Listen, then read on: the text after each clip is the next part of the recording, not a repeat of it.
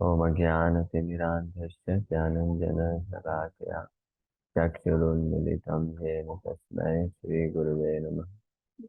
श्रीचैतन्यमनोभीष्टं स्थापितं येन भूतले स्वयं रूपः कदा मह्यं ददाति स्वपदान्तिकम्।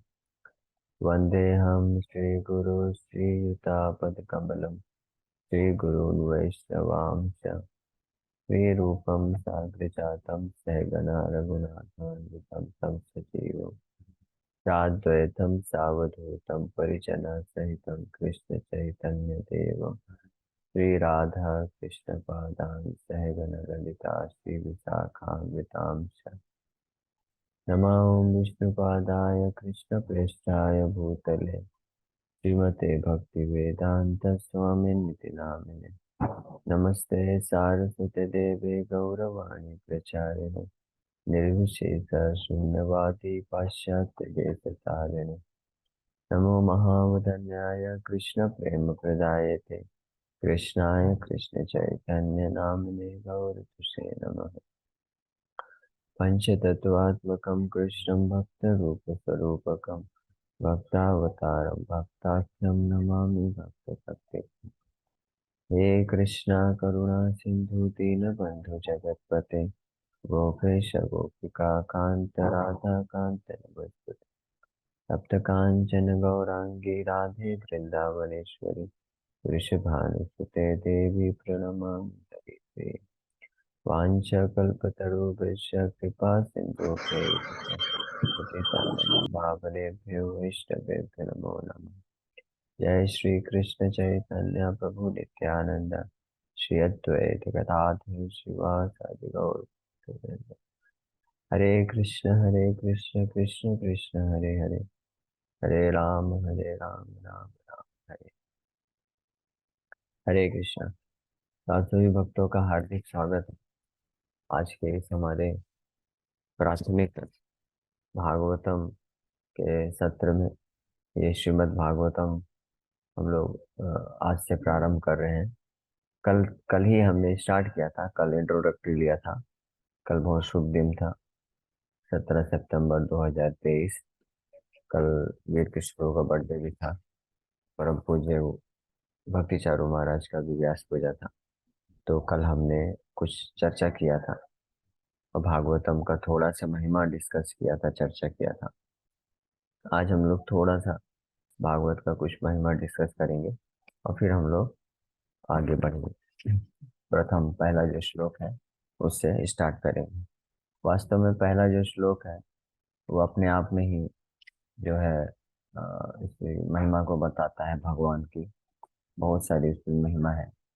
भगवान के अलग अलग स्वरूप लक्षण तटस्थ लक्षण के ऊपर विचार किया गया है और प्रभुपाद जी ने बहुत सुंदर तात्पर्य लिखा है। उस पर भी हम लोग चर्चा करेंगे। 2 या 3 दिन हम लोग पहले श्लोक पे चर्चा करेंगे। तो श्रीमद् भागवतम ये करीब 1000 से ज्यादा ऋषि मुनि लोग कलयुग के प्रारंभ आने की अवस्था में नैमिषारण्य नामक धर्म स्थान पे यज्ञ करने के लिए एकत्रित हुए थे। 1000 साल के लिए यज्ञ करने के लिए उन्होंने दीक्षा ले रखा था।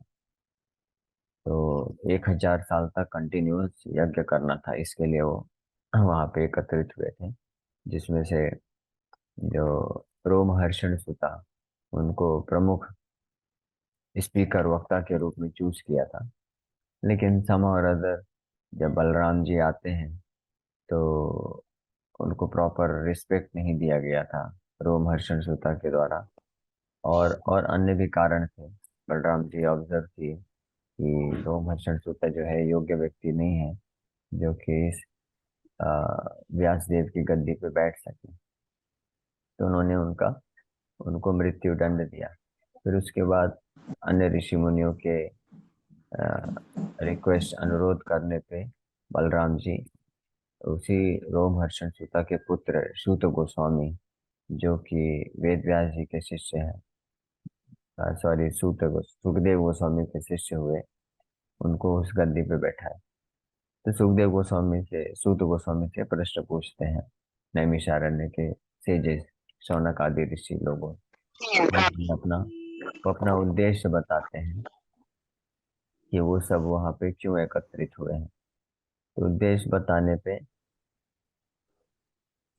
सूत गोस्वामी इमीडिएटली उनको वो एज इट इज, जो वो सुन के आए थे सुखदेव गोस्वामी के मुखारबिंद से, भागवत की महिमा वो बताना प्रारंभ करते हैं। तो इंटरेस्टिंगली, जो नैमिषारण्य के सेजेस थे वो वहां पे एकत्रित क्यों हुए थे, क्यों यज्ञ करने के लिए बैठे थे। जनरली कोई व्यक्ति कोई यज्ञ करता है, दान करता है, तपस्या करता है, या कोई भी कार्य करता है, तो उसके पीछे उसका उद्देश्य होता है वो अपने हित के लिए, अपने परिवार वालों के हित के लिए, या समाज, ज्यादा से ज्यादा समाज के हित के लिए कार्य करता है। और वो भी हित कैसा होता है, भौतिक हित के लिए कार्य करता है। किस प्रकार से ये भौतिक शरीर को अच्छे से रखा जा सके, भौतिक संपत्ति प्राप्त की जा सके, भौतिक ऐश्वर्य मिल सके, भौतिक सुख मिल सके, इसी पे विचार लोग करते हैं। इसी के लिए लोग धर्म का भी सहारा लेते हैं। इसी के लिए वो लोग यज्ञ भी करेंगे, दान करेंगे, तपस्या करेंगे। यहाँ तक कि कई बार लोग भगवान की जो भक्ति है, हालांकि शुद्ध भक्ति होती है, लेकिन भगवान के नाम का जप करना, पूजा करना, भागवत श्रवण करना, ये भी कई बार लोग अल्टीरियर पर्पस जिसको बोलते हैं, गलत उद्देश्य की पूर्ति के लिए, है ना, भौतिक उद्देश्य की पूर्ति के लिए करते हैं। लेकिन जो नैमिषारण्य में सेजेस थे, हजारों की संख्या में एकत्रित हुए थे, और 1000 वर्ष तक का उनका व्रत था, दीर्घ काल तक का व्रत करने का। उनका उद्देश्य क्या था, वो उनका उद्देश्य था, वो क्लियर बताते हैं कि अभी कलयुग आने वाला है। तो इस कलयुग में जो साधारण लोग हैं, या जनरल सामान्य लोग हैं, उनको कैसे कली के प्रभाव से बचाया जाए, ताकि वो अल्टीमेट डेस्टिनेशन आध्यात्मिक प्रगति करके भौतिक जगत के चंगुल से बच सके। इस उद्देश्य की पूर्ति के लिए उन्होंने ये विशाल व्रत का आयोजन कर रहे थे वो लोग। लेकिन क्योंकि वो बोलते हैं ना, जितने ज्यादा अलग अलग तरह के मुनि होंगे, उनके विचार अलग अलग होंगे। हाँ, तो सबके अपने अलग अलग मत थे। तो वो एक किसी एक निर्णायक स्थिति पे नहीं पहुंच पा रहे थे कि एग्जैक्टली करना क्या चाहिए। हम यज्ञ करें, या कुछ दान करें, तपस्या करें, या पुराण का अध्ययन करें, या इस वेद का पाठ करें, या ऐसा करें वैसा करें, कुछ समझ में नहीं आ रहा था। तो जैसे ही बलदेव, भगवान बलदेव की कृपा पात्र सूत गोस्वामी वहां पे पहुंचे, तो निश्चय हो गए कि सूत गोस्वामी एक तरफ से सुखदेव गोस्वामी के परम शिष्य भी हैं, बलदेव जी का उनको कृपा भी मिला हुआ है, और वेद व्यास जी से भी शिक्षा प्राप्त करके उनका भी वो आशीर्वाद प्राप्त किए थे। तो इसलिए सब सहमत होके सब उनसे प्रश्न किए कि आप जो निर्णय बताएंगे हम उसको स्वीकार करेंगे, और उनको व्यास देव जी के गद्दी में बैठा दिए। फिर जो सूत गोस्वामी हैं वो भी बहुत महान भक्त हैं। तो उन्होंने भी अपने से बैठ के निर्णय बताना चालू नहीं कर दिया। वो क्या करते हैं, वो बोलते हैं कि जैसा मैंने श्रवण किया है सुखदेव गोस्वामी के मुखारबिंद से, मैं आपको एज इट इज वैसे ही लाइव टेलीकास्ट करके बताऊंगा। मैं अभी अभी सुखदेव गोस्वामी के मुख से परीक्षित महाराज के द्वारा जो भागवत श्रवण हुआ है वो सुन के आया हूँ, तो वही बताऊंगा। तो वही सूत गोस्वामी पुनः से वही श्रीमद् भागवत का पाठ जो सुखदेव गोस्वामी ने परीक्षित महाराज को किया, वो वहाँ पे शौनक आदि ऋषि के समक्ष प्रस्तुत करने जा रहे हैं। हाँ, तो उसमें फिर वो बताते हैं, सबसे प्रमुख बात बताते हैं कि जब कलयुग के प्रारंभ में भगवान कृष्ण जब इस धरा धाम धाम को छोड़ के चले गए, ये प्रश्न पूछा था शौनक आदि ऋषियों ने कि अभी इस ये कलयुग आ रहा है, और सारे महान ऋषि मुनि लोग, जो भगवान है, ये कलयुग के प्रारंभ में ही छोड़ के वापस अपने धाम की ओर चले गए।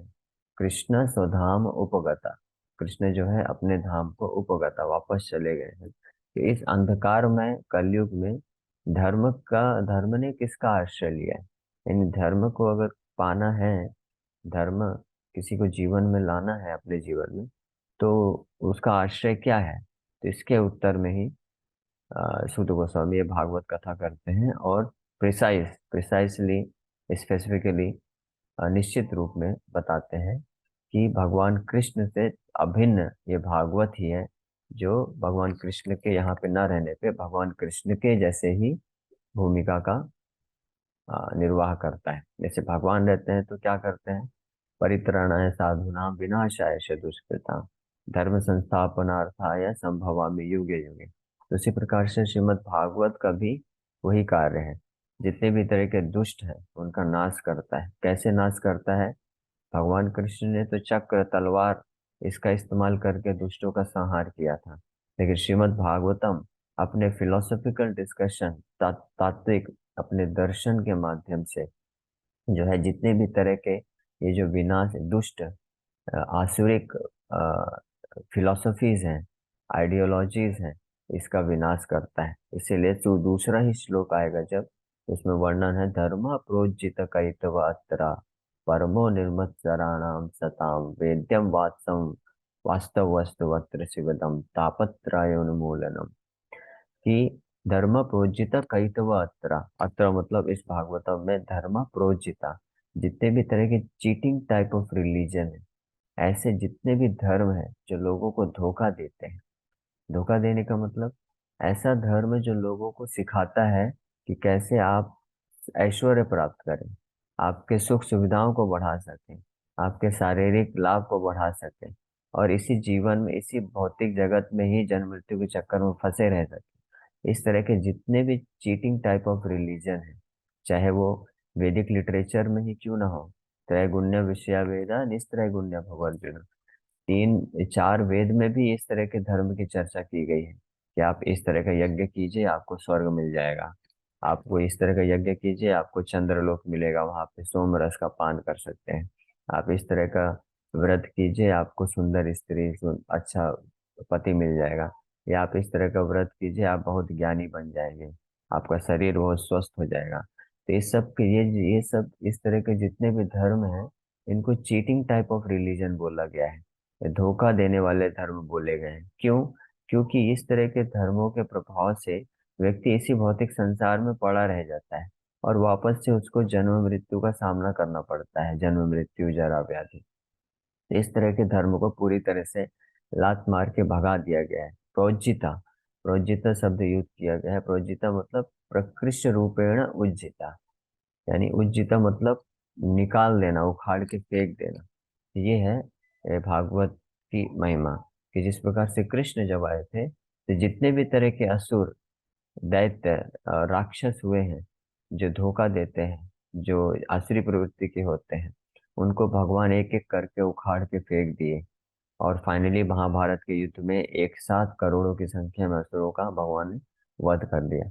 उसी प्रकार से ये भागवत धर्म के माध्यम से, श्रीमद् भागवतम के माध्यम से, जहां जहां भी श्रीमद् भागवतम का शुद्ध रूप में उनका कोई शुद्ध भक्त प्रचार करेगा, तो उसके माध्यम से लोग, जो लोग भी श्रवण करेंगे सैकड़ों हजारों लाखों की संख्या में, तो उनके हृदय में उपस्थित ये जितने भी आसुरी प्रवृत्तियां हैं कि धर्म का इस्तेमाल, अर्थ का इस्तेमाल अपने भोग के लिए करना है, ये सब क्या हो जाएगा, उज्जीता, ये सबको उखाड़ के फेंक देगा ये भागवतम। ये है इस भागवतम की शक्ति। और वही कार्य श्री चैतन्य महाप्रभु भी करते हैं, इसलिए चैतन्य महाप्रभु को लिविंग भागवत बोला जाता है। इसलिए भागवतम के प्रारंभ में, आमुख में, इंट्रोडक्शन में प्रभुपाद जी ने बहुत विस्तार से श्री चैतन्य महाप्रभु का जीवन चरित्र का वर्णन करते हैं। क्यों? क्योंकि भागवत का ये जो कार्य है, धर्म प्रोज्जित कैतवत्र, ये चीटिंग टाइप ऑफ रिलीजन को पूरी तरह से नष्ट करके उखाड़ के फेंक देना, लोगों के हृदय से आसुरी प्रवृत्ति को, पाप की प्रवृत्ति को, अपराध की प्रवृत्ति को नष्ट करके उनके हृदय में भगवान के प्रति शुद्ध भक्ति को स्थापित करने का ये जो कार्य है, ये कार्य श्री चैतन्य महाप्रभु ने प्रैक्टिकली करके दिखाए। इसीलिए श्री चैतन्य महाप्रभु का जीवन चरित्र क्या है, पूरी तरह से भागवत धर्म पे आधारित है। इनफैक्ट उनका पूरा जीवन ही भागवत है ना। यानी ग्रंथ, एक तरफ ग्रंथ भागवत है थ्योरी, और दूसरी तरफ है श्री चैतन्य महाप्रभु का लाइफ, लाइव भागवत।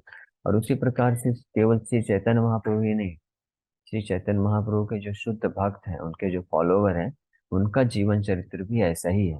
जैसा कि हम रिसेंटली देख सकते हैं शिला प्रभुपाद जी, शिला प्रभुपाद जी ने वही कार्य किया। धर्म प्रोज्जितो कैतव अत्र प्रोज्जिता। श्री शिला प्रभुपाद जी विश्व के किसी भी कोने में गए, तो जितने भी तरह के आसुरी प्रवृत्तियां थी, ये रिलीजन था, जो cheating type of religious system थे, सबको उखाड़ के फेंक दिया उन्होंने। किसके बल पे?